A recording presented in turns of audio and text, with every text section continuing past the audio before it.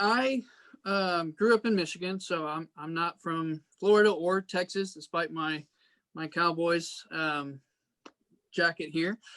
So I grew up in Michigan, in a town called Flint, Michigan, which is a very poor town. I mean, my family, we grew up very low income, on government assistance and things like that. And so I went through, high school and did all of that. But then I moved to Texas to pursue a ministry degree. And I wanted to be, the world's greatest musician in the ministry space. And so I studied and studied and ended up switching my major to missions. And so I became a missionary, graduated, and then moved to Honduras. And so served in Honduras from 2014, 2018, working different roles as a children's minister and a preacher and different things in that space. And so when I came off the mission field in 2018, they asked me to serve in the home office here in Jacksonville. So that's how I got connected back to Jacksonville, and that's kind of where everything else started. So I mean, for me, it all started with my family and kind of seeing some of the patterns of the past of my family, that I wanted to see a difference in my house and my future family. My fiance and I, she comes from a very poor area in Honduras. So we really wanted to see a different future for our family. And that's why we're working so hard now to see that better future. So. Love it, man. Love it. So tell me what your future looks like, Aaron. Like what are your goals? What are you working towards right now? Yeah, absolutely. So right now, I'm actually finishing my home inspector's license. I'll have that once the state of Florida is able to accept that.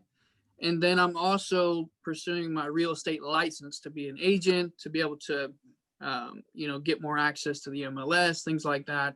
Um, and really, the big picture for me is growing this company not only to help us become financially free and able to do things like missions around the world and be generous with our money, but also to replicate that for others in their life. So if that's a company of 5 or 50 or 5,000, whatever that looks like, to be able to have financial freedom, but also to be able to um, enjoy the time that we have in using the resources that we have to be able to enjoy life with each other and be generous to others. And so really that's kind of the goal of the company.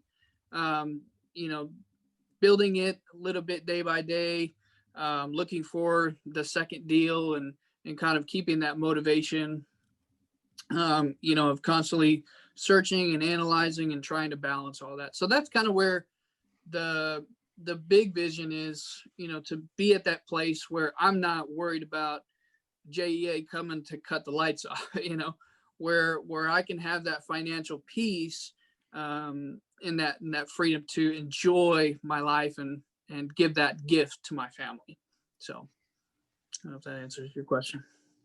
Aaron, I just gotta say, man, you're making this all look really easy.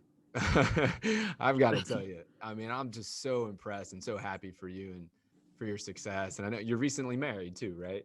Uh, we are gonna get married as soon as her visa is approved. There you So go. There So you yeah, that, go. I mean, you've got this incredible life that you're building. You're a year and a half from a major switch in your life, yeah, and you already have overcome so many obstacles that I'm sure are holding a lot of people back that are on the call right now. They hold a lot of people back. The most common one is, how do I find the money to do my first deal? Right? You hmm, just totally powered through that one. You've already got that down, right? You already got your first deal that you were able to buy and sell. You have the confidence built up. yeah, You're making this look really easy. I'm super, super proud of where you're going. I think a lot of people really don't understand how an active real estate business like you are growing also works with the passive income and why it's not mutually exclusive, why you really do need both. Can you talk to the folks on the call a little bit about how you view the active business and how that helps you accomplish your goals, and what the passive, the rental properties are going to do to help you as well? Yeah. So, I mean, it's exactly what you said there. Active is out looking for properties, out looking for deals, going into the houses that are, distressed, and, writing up the rehab estimates and saying, okay, if I purchase this house, for 60,000 and I want to sell it for 100,000, I have to put so much in rehab. And so it's a lot more involved than like a rental property, where, especially with JWB, where you've purchased it, and a lot of the active stuff is already taken care of by the time that you have purchased it. And so that really helps, just the passive income. Most of those things with the tenants are taken care of by the property management team.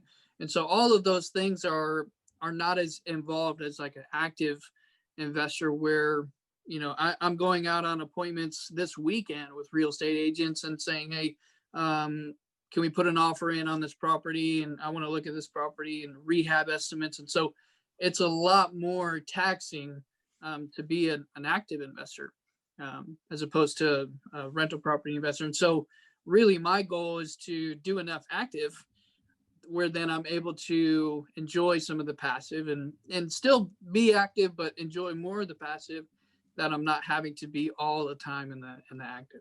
So Yeah, I mean, a lot of people think about it this way, that the active business is a job, and yeah, it can be a lucrative job, but it can be a great job. You can love it, but at the end of the day, that's the job.